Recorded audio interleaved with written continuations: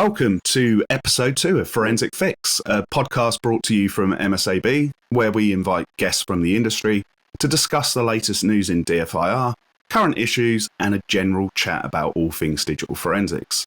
So I'm your host, Adam Firman, a tech evangelist here with MSAB. So I'm delighted to say that today's guest is Andy Lister, MD Managing Director of Detego Global, a digital forensic company that offers case management, endpoint monitoring, and professional digital forensic and security services. So let me start by telling you a little bit about our guest. So Andy is an ex-Royal Marine, joining at 18, which for those in the UK will know the Marines are hardcore. He then went on and joined Special Forces as a team leader and has since spent a decade in the corporate space, where he's providing critical technology across a vast spectrum of users for counter-terror, counter-child abuse, narcotics, human trafficking. So you've got previous UK military experience, Andy, vast array of operational experience. Can you tell our guests and give us, I've only given a small insight, can you give us some more details about your past, your career path, and how you got to your current role? Yeah, no, for sure. Hello, everybody. Great to be on here. I started in the Royal Marines, really would be the time to start from, I guess, at 18, like you say. Chose the Royal Marines because I thought it was the thinking man soldier, back then it was looking at the kind of elite forces, what could I go into that took a lot of effort, and it was kind of Paras Marines was the typical sort of split there. Man, I'm doing a little bit more look, and no disrespect to the Paras, work with a lot of them, absolutely fantastic soldiers out there, of course, but I leant towards the Marines, and that was generally because I got told, and it was from a Marine, so trust your source, right, that it was if you asked the Paras to take a hill, they could take it in 2 days. You asked the Marines, they'd take it in 7. And I was like, oh, you're trying to promote me to come to the Marines, right? And he's going, yeah, but we won't lose anybody.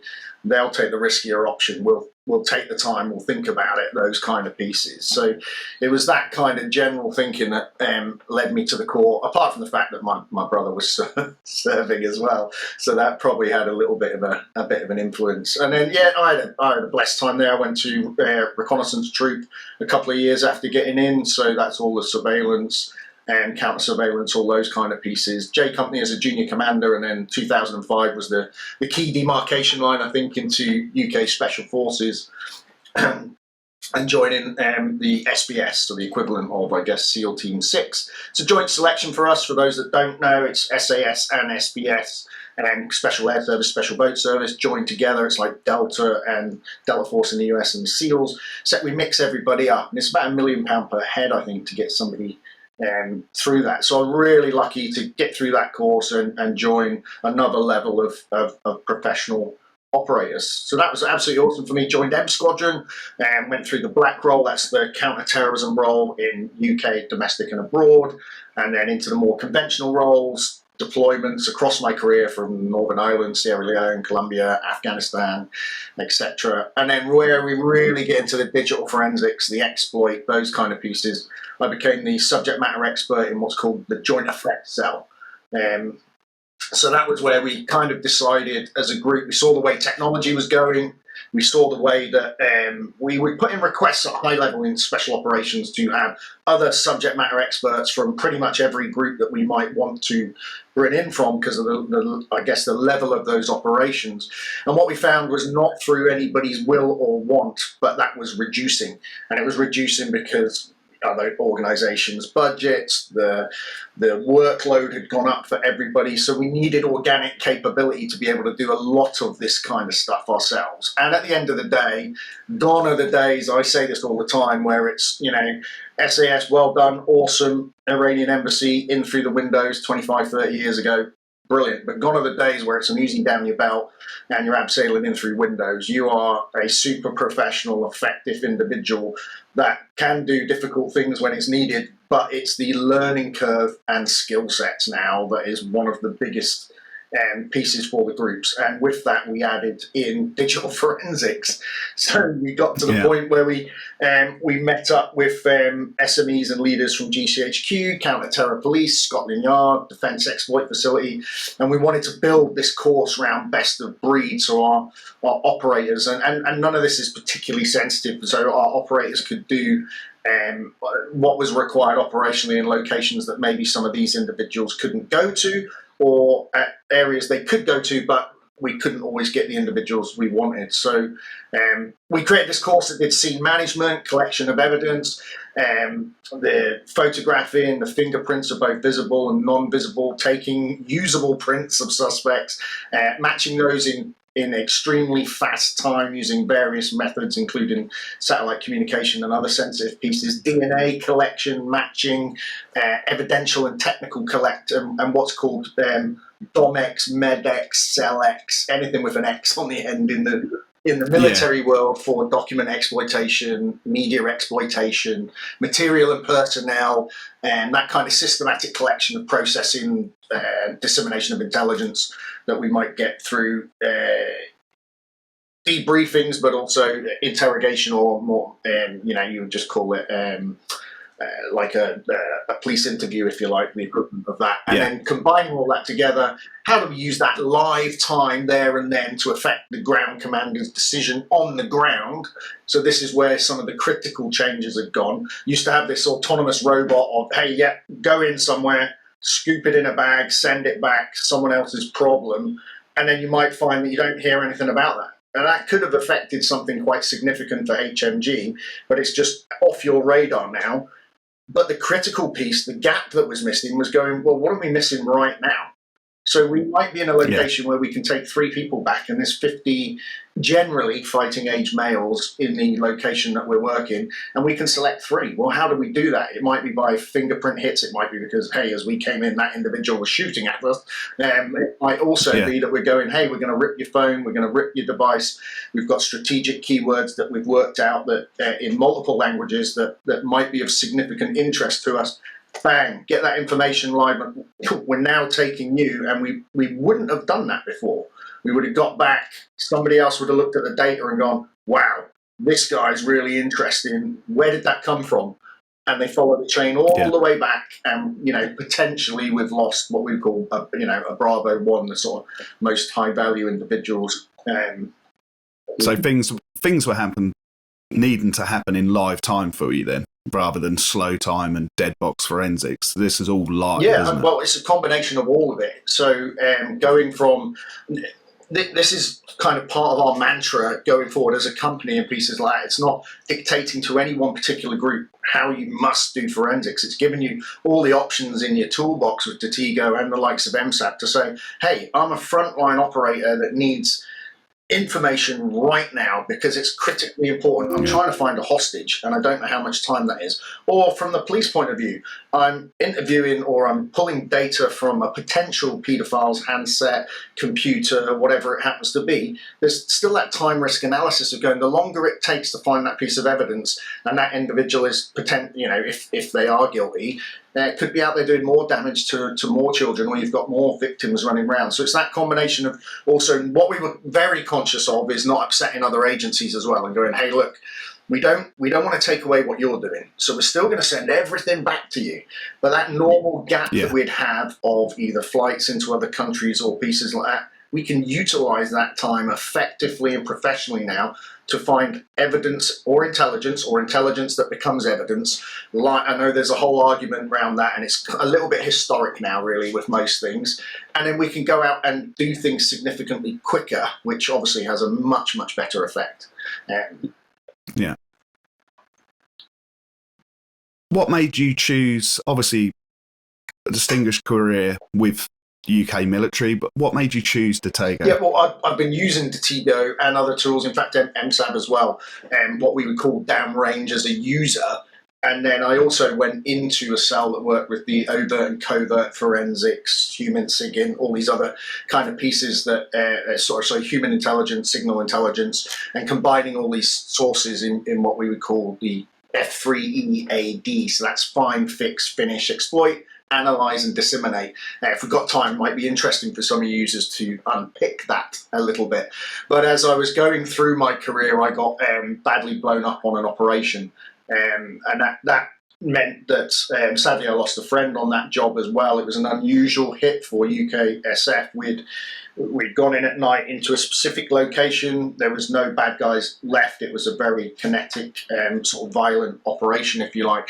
But what they had done was, where they had been building IED vests, suicide vests, weapons, lots of other pieces in there that I can't really go into, they'd also set up a perimeter of explosives that they'd buried into the ground, probably 6 months to a year previous, really.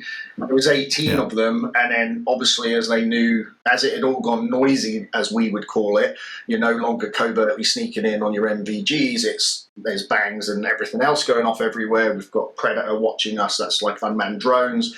We've got all these moving parts. And of course, when we get in there and get to that point, we take all the fingerprints, we take any evidential pieces off devices that we can't bring out of the country, blow that up, and that feeds all into the UK chain as well. But sadly, at that point, I got blown up, so that kind of took me out of the game. 24 operations to fix me. Thank you, the NHS. Can't say enough. I've always got to put a shout out, because they were unbelievably phenomenal. My group was phenomenal at looking after me. But as I had some of these skill sets and had been using Detego and other technologies downrange, it seemed a really easy kind of natural step. So I then came in, it was literally, I was fighting my medical board, and the CEO at the time, Dave Kirk, I saw him at Security and Policing, and he sort of said, look, you've been a pain in our obvious for years, giving us feedback and being pretty brutal about it, and that helped sculpt the tool into what we needed at the time.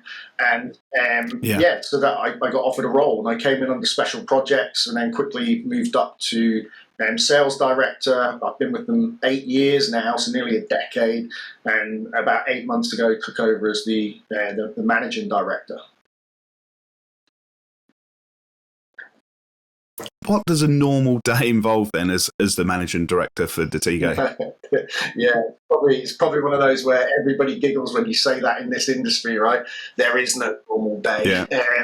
I think if you look at this week, so I was down at Hereford the other day, then I was up just past Bath at F3, the forensic event, mixing in with lots of law enforcement, corporate, digital forensic specialists, those kind of pieces. I've had quite a lot of one-to-ones with team members, so we regularly meet as a team. We've got a real team sort of ethos here, and I think that's where we blend really well with not only the police, military, and other government department user groups, but also companies like yourself, MSAN, that have that kind of really good guy team integrity feel. So we've been doing that. I was working on, we had a strategic working group for the case management system you mentioned that we're rolling out to a UK entity. I virtually met up with a charity. We're looking to do some work with Pilgrim Bandits, set up by an ex-Hereford and ex-SAS individual there, and that's attempting to get the first amputee to summit Everest, so we're going to sponsor that and help that. And then Sunday I'm off to a DoD project in the US, and apart from that I'm working from home. I have a Ridgeback who bullies me daily to try and put more attention to him, and I drink too much coffee, so that's probably my day. I'm definitely with you on the drinking too much coffee, but so you're probably not at home a great deal then. It goes through roundabouts and phases, and that's that's the same for a lot of the user groups that are out there, right? That utilize these kind of technologies. With the change with COVID and all those kind of pieces, hybrid, working from home more, I actually get significantly more of my to-do list done if I'm working from my office at home than I do if I go into the HQ. But obviously you can't beat that people faces and human touch, if you like. And then obviously jumping around globally. But we have a great team. We're expanding. We've just taken on another office in the UK to kind of parking has been an issue and people like that. We're just we're going through that expansion phase now. So going in a little bit more to make sure that runs smoothly as well. No, that's awesome to hear. And we've spoke about your vast experience from military and sort of since you've been with Detego, the experience of working with law enforcement. What would you say are the biggest challenges that are facing the industry today?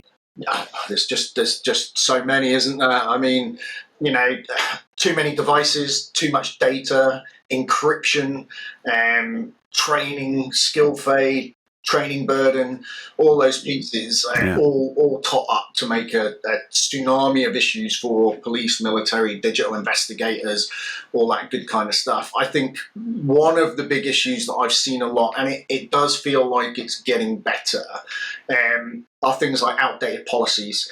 So quite often groups and big organizations that have the turning circle of the QE2 trying to play catch up with technology that moves at a synaptic level, and they're struggling to do that, some of these groups. So you kind of find that there's a lot of investigators that are maybe hamstrung by some of that.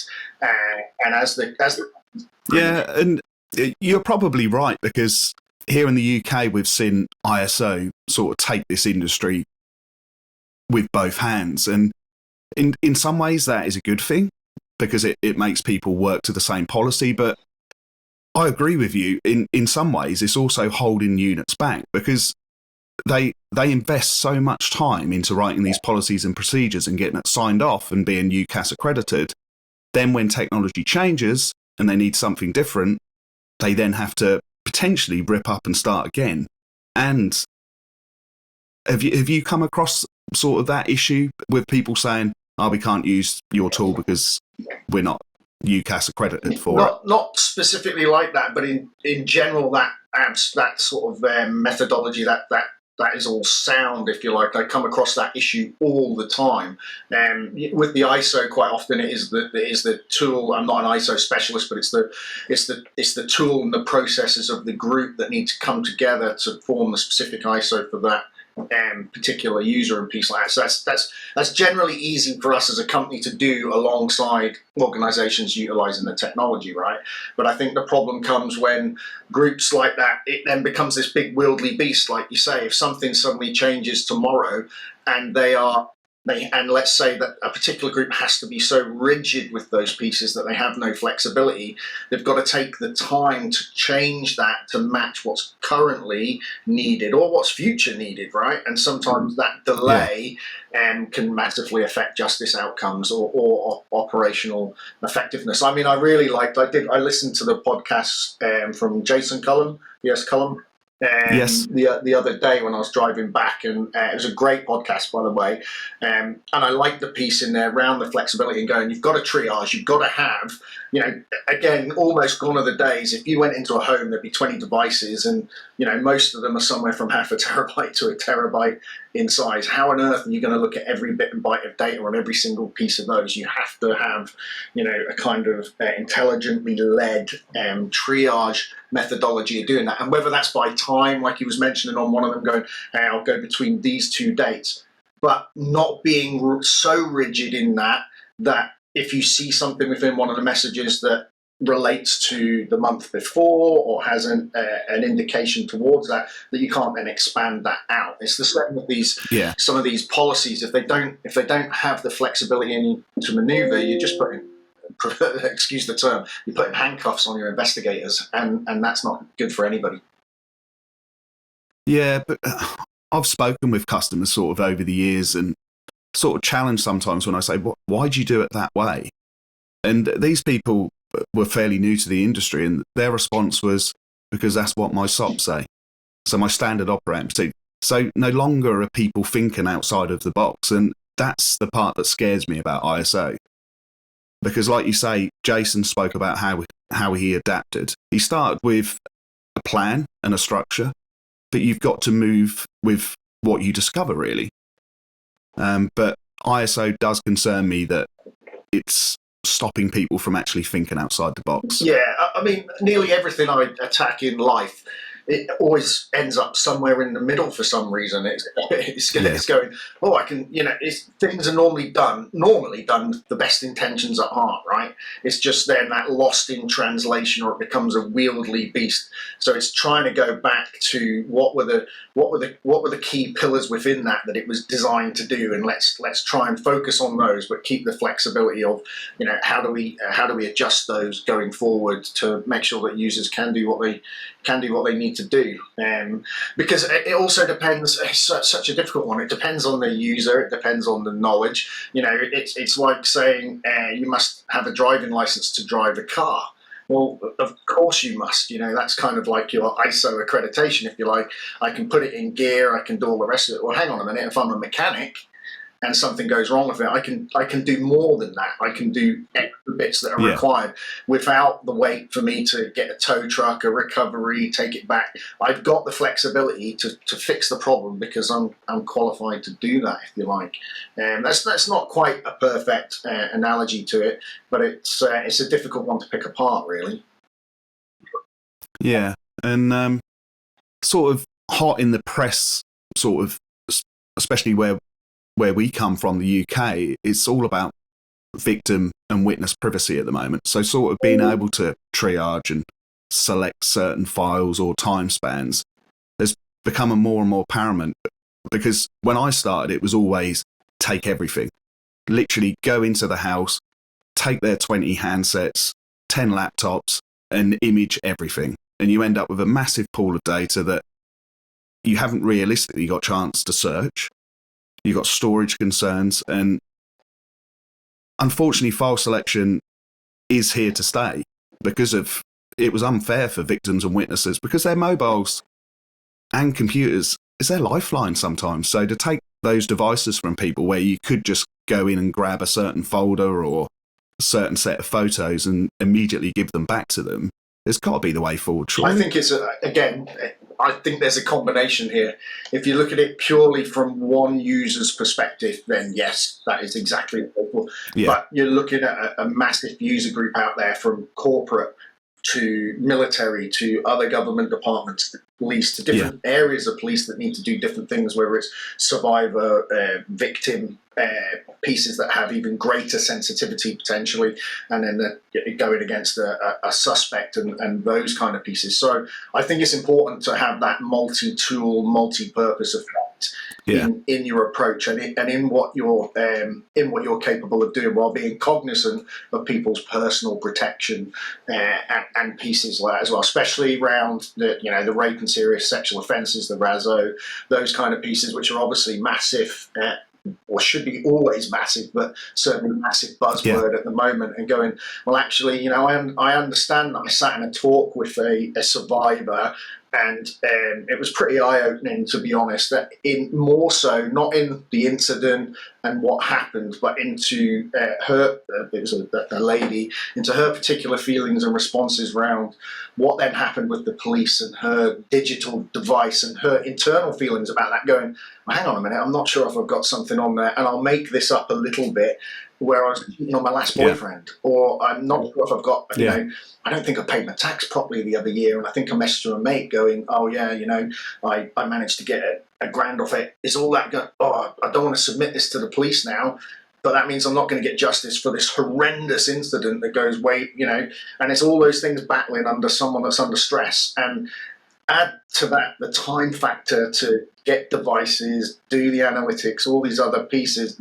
it starts to make that person back off. And if you look at the percentages of crimes that go through from that, it is absolutely horrendous. So ways to protect that, ways to be able to specifically go after data, hold the victim and witness's hand, have them, again, another one from the podcast the other day, making sure that it's layman's terms, that you can understand what's going on, that you're not speaking in high-tech gobbledygook to someone who's going to be under stress and just nodding. That cognitive overload and emotional overload is massive, and we have, I say we, all of us in this industry, need to protect those individuals, but also encourage, I would say, in many ways, to help them have the bravery to let you investigate that device and pull it back. And the more we can show that we're protecting their data, the better. Even to the point, I would say, and this will be contentious against some individuals, gold standard is get everything. What I think has changed over the years, triage is obviously massive, super effective, much better for instant pieces, but you can kind of combine or there's potential to combine the two here, have protective data extraction of all of the information, but it's encrypted and untouched by anybody, not accessible by the police or anybody else necessarily. But the victim has that securely held, maybe by a third party or something along these lines. And then the triage piece is done there and then to get the pieces. But I get, like was mentioned in your other podcast, it evolves over the next few months. New information comes. They've broken their phone now. They've lost their device. They've been mugged. Whatever's been going on, and all that other evidence that is now really critical to that case is gone. But hey, I've got an encrypted image backup, and with the request of that individual, we can come back in and reselect the data that is now relevant. But no one is looking elsewhere in it. No one's gone elsewhere. Those kind of things. I mean, there's probably a 2-hour conversation just on those kind of bits, right? But I think everybody's trying for the right reasons. And like you say, it's completely different for corporate. They can go in and target a certain user, certain range. So us as vendors have to be able to meet all of those needs, don't we? So, but we're all making advances in that, so it's good to see. So talking about us as vendors, there's some exciting things going on between Detego and MSAB linking up. So can you give our listeners an insight as to how this is going to benefit them as customers of either of us, really? Yeah, so Detego, for some of you that don't know who Detego are, our primary functionality is computer forensics. We've broken the world record on forensic imaging, and the US government department have just done a terabyte in just over 6 minutes. So I challenge anybody to beat that. Really interesting. Security and policing last year, we got the Triage Innovation Awards within forensics and pieces like that. And MSAB also are concentrating on, obviously, the mobile phone purists with some of the drone and the car stuff, working with others in that ecosystem. So we actually all met up many years ago, and we thought we saw the way that the client base and the market was going and pieces like that, and how we could maybe come together to give this all-in-one best-in-breed effect, best of computer, best of phones, best for the end users. It wasn't the time. The industry wasn't ready for it. And necessity is the mother of invention, right? And I think just the sheer number of devices, the amount of individuals we talked to that were computer specialists, and now all of a sudden their boss has gone, well, hang on a minute, you also now need to do the phones. Or vice versa, I do the phones and I've had 5 computers in this week. What do I do with them? It's all similar, but I'm not comfortable or confident, or I don't have the technology. So that's where this combination, complete in that, what MSAB would call the MSAB ecosystem, is perfect. And I think also as groups, we work really well together. We go over and above all the time at Detego for our end users. We listen all the time. We change pieces of our technology. You guys have that same feel, so that's synergy for the end users. Taking that to a whole nother level, because it's an agreed partnership between us, what it means is our technology individuals can share information and data quickly. So now in Detego there's an MSAB button where we can import your extractions into Detego. We can utilize some of our analytics and other pieces that are in there. Inside MSAB, in your next version, you're going to have an import button for our pieces. So if you do the fast imaging with us, all these kind of bits, because again, last podcast was great. Going on about multiple devices and doing them individually is not the right answer in the modern world. You have to be able to do a million things at once. Great military saying, do more with less, right? And that's always the case. And how do you do that if you've got a huge extra training burden? You maybe have to go through, maybe some of your users out there have MSAB and they've got to go through a whole new weird procurement system to try and get something, and it's such a pain that they're going, it's just not worth it at this time. Yet they can procure our technology through you guys if they're already a customer with you. They can bolt on the computer stuff, they can bolt on the imaging, we information share across each other. And I think ultimately we've got some really exciting stuff coming up, ultimately going forward.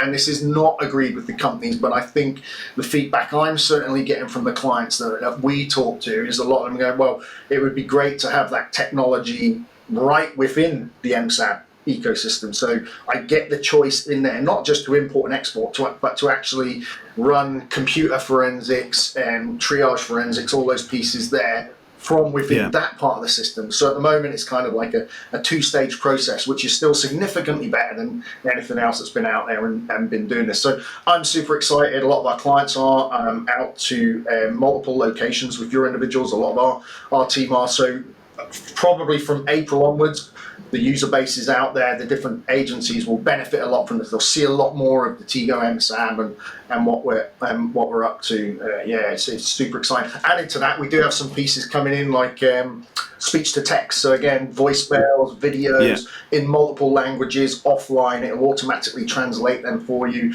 You'll be able to use your link analysis against them. All those kind of bits. So it's just it is super exciting. Because that's become huge, isn't it? Voice to text. Because kids today, or sort of I call them kids, the younger generation, they haven't got time to send messages to each other. They send voice notes out. No. So you're making me feel good, because I get quite a lot of grief from individuals, probably because I leave 6-minute voicemail notes to everybody rather than sit there typing out email, and a lot of ping pong. I think you sent me one, actually. Yeah, there's probably a few people listening now that are definitely chuckling that know me. But absolutely, and then this is the other piece. This is what I loved about you've only had that one podcast so far, so keep referencing back to that, and it was really good. But having that kind of flexibility, that initiative, all those kind of pieces, and we were talking with some user groups about how parts of this technology, and we've got a new advanced AI package coming in, and they were looking at how they're using it. We sat there going, you just told me about all these interviews that you've done over the past 5 years, and then one of your problems was somebody was coming back saying, well, hang on a minute, and we'll use me here. Andy, are you deployed on X in 2016 or something like that, and it was a real important individual, or we now think it's a really important individual. Did they mention the name Adam Firman in any of your interviews? I don't bloody know. And it might be trying to go back and find all that documentation or the recording, listening through it. Well, now we can just punch all of that in. We can just have it indexed. We can just do keyword search and Firman, and it can automatically go back to that and say, hey, look, there you go. Yeah, I did. And as an individual, I haven't had to spend the world's allocation of time doing that. Add that into maybe investigations where it's in foreign languages, where there's all these different pieces going on, to be able to queue up job queues, which is what we have in our analytical side, to be able to say, well, go and do these 20 high value digital forensic pieces across 10 different devices all at once if your work system's powerful enough. And then I'll come back, and again, another thing from the last piece, you can't teach that experience. You can help the individuals, you can bring them up, you can get the technology doing the heavy lifting, but you still need someone to go in and put the pieces together that a human mind can do or whatever. But we can do a lot of that heavy lifting. We can make that significantly easier. Another thing that I find really frustrating is people that stagnate in the industry, and sometimes it's not their fault. They've been in digital forensics for so long, and maybe they've been beaten down by the amount of work, whatever it is. But then you find, I have bumped into people who are 25 years digital forensic ninjas. They are experts. They're knowledge based. They walk in and the room heats up because of their IQ, and they're imaging stuff. Their day job is image. And I'm going, in my head, I'm exploding. Going, we could train up the juniors. How do you get into the industry? That kind of stuff. Go get the juniors in, get them doing the imaging, get them doing a small part, free you up for all the good stuff. Yeah. Yeah, it's exciting times ahead, and we're not, when we've discussed sort of triaging and file selection today, we're not trying to take away the core job of these hardcore forensic examiners. What we're trying to do is the jobs that can be achieved easily by these simple processes, those jobs then go away from the experienced sort of analysts, and we give them the time to concentrate on the more serious ones. And I think that's the biggest message that I always try to express people when they go, I don't want to touch frontline, I don't want to touch triage. That sort of implies that what we do is not specialist. It's so massive, this going. It's almost like let's be cynical, and I could go, okay, I'm a digital forensic specialist in a lab, and I see technology that, let's call it Nintendo forensics, PlayStation forensics and other items out there, Xbox, whatever. Press the button and off you go, and it'll do a lot of that heavy lifting for you. And go, well, hang on, that's not great. But you're going, or inside, in that cynical side, you're going, oh, that took me 20 years to learn how to do some of those bits. That's going to take my job. Wrong answer, because you're sat there, or most are sat there with backlogs of hundreds, if not thousands of devices across multiple forces. And this isn't just police, this is all sorts of different groups out there, and going, well, even if those processes that we can help with do the vast majority of that really well for you, there's still going to be an overwhelming tide of ones that need that expert attention, that need that knowledge, that experience that you just can't teach. And all it would do is reduce the other stress on you, where you're looking at pieces and you may be feeling guilty because you're going, well, hang on, I'm not getting to serve justice or protect those children quicker. Because that's the other argument, is going, oh, okay, you know, I've had this before. It's just an older argument now where people go, oh, but if I triage, I'm going to miss something. Of course, there's always the chance of you missing something.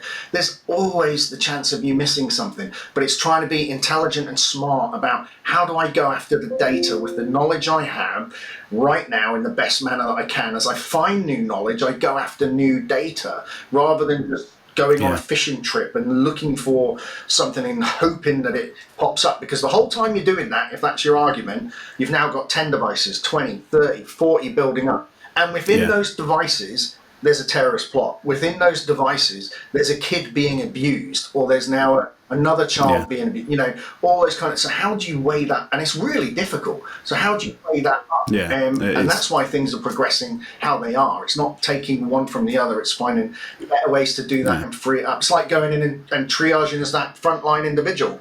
You start looking at a device, you know you've got no chance, you're not going to spend all your time on that device. You're going to bag that up, you're going to mark it, you're going to send it back if there's reason for you to do so, for the lab, for them to work on the hard piece. You're there and you open the drawer and there's a load of thumbsticks and you're going, hey, great, I can just look across this data really easy. I've got automated processes to search for paedophile keywords and CADE and Project Vic hash data sets.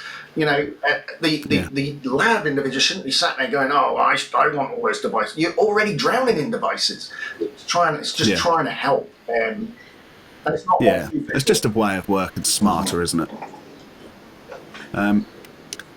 The time is flying, so I'm going to press for the next question, and hopefully we haven't put off people from joining this industry. But what advice would you offer people considering a career in this industry, or for those who are new to it? What advice can you give them, Andy? I mean, again, it depends what route to this career. So instantly when you say that, everybody thinks, oh, brand new person, go into uni or whatever it happens to be, college, to get into that. Absolutely. If you know from day .1 you're technical and you're interested, go through that route. But there's other routes, like Jason, self-teaching on all the pieces to build up and then qualifying and doing all the other pieces within there. There's massive routes to the organization that way. I think if you're lucky enough to reach out to organizations like MSAB, like myself, like other users in the industry, that generally want to help people, you know, and you can't always do it for everybody. There has to be, the door swings both ways. If you show drive, passion and all those pieces, you can teach them the rest. The ability and the drive and the passion is the hard piece. So find a passion, not the job, would be the first thing, right? That makes everything significantly easier. When it's a bit hard, the job is easier because you've got that passion for it. Find a mentor if you can, if you're lucky enough to get a mentor to get into the group. But also don't take away from other where we benefit massively in Detego is we select from police, from law enforcement, other government departments, commercial, corporate, all those kind of pieces, so that we can put everybody in a melting pot, come up with some great ideas and have that kind of mixing piece. And that's at all levels of experience. So you might be sat there right now and you're in a role that you've got a little bit of digital forensic knowledge and you're thinking, well, how can I get into this? Well, that's kind of where I sat a long time ago, going, well, I started off a little bit less, but you've got unique experiences for organizations that you're in. There's boffins out there who are there's always a bigger fish in the sea. There's someone smarter, there's someone brighter, there's someone that knows more, all that kind of. But you don't know more than I do, or the individual that we're talking about here does, in that particular field that needs digital forensics. So it's then combining the two. So you can come in with limited knowledge, but for somewhere that needs digital forensics right now, where you've seen it, and you can be bridging gap to start doing that. But you've got to approach companies. You've got to do that. And there is so much out there now. There's Dr. Joshua. There's DFIR, Diva. All these kind of pieces coming on, Social Cyber Hub, all these different bits where you can get help from as well to get into the and the DFIR Discord server's a great place 100%. As well. which if you could just Google that, get on it. But yeah, don't be shy, reach out to people. But some great advice there, Andy. And just a final question to wrap up today's episode. And we spoke about it before we recorded, and the sort of welfare in this industry, because it is intense. How do you switch off? You obviously spoke about your Ridgeback. Is it getting out there, walking? Yeah, no, I mean all sorts. I'm sort of the typical geek is a power word now, right? And we love it within all organisations, including the special operations background, because people recognise if you ask someone, are you a professional operator, they'll always stick their hand up. And then you say, where do you think you're going to go in the world where there's no digital devices?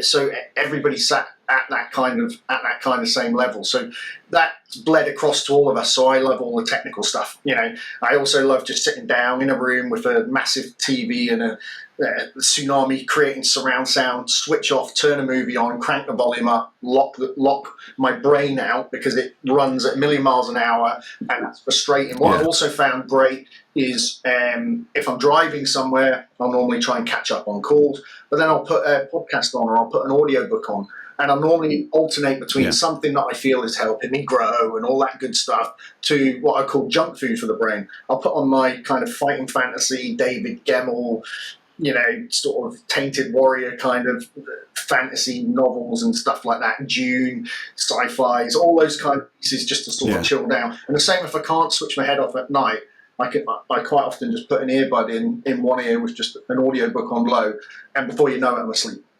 And it's not because the book's boring, it's because I've listened to it a bit, it's taken my focus away. And you guys were talking again the other day about the decompression, going, the hour drive home to break away. I tend to find that I don't break away fully, and that is a problem sometimes for people working from home a lot now as well with the hybrid piece. You sit there with your computer on the lap and you're having dinner and you're going, I'm on my phone doing my Outlook emails.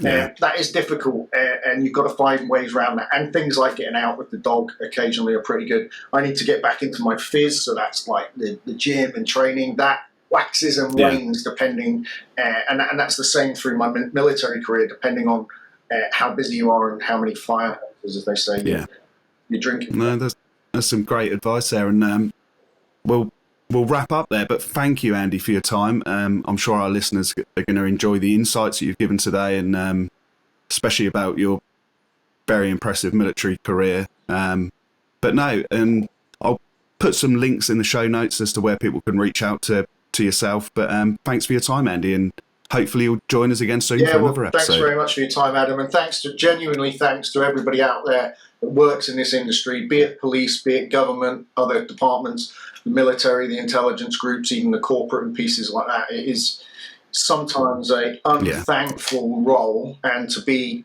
like a lot of the Americans we work with, thanks for your service, and if we can help you, genuinely reach out to us, to both MSAB and Detego. Thanks for your time. No, there's some amazing work being done. Yeah, thanks, Andy. Thank you. Bye-bye.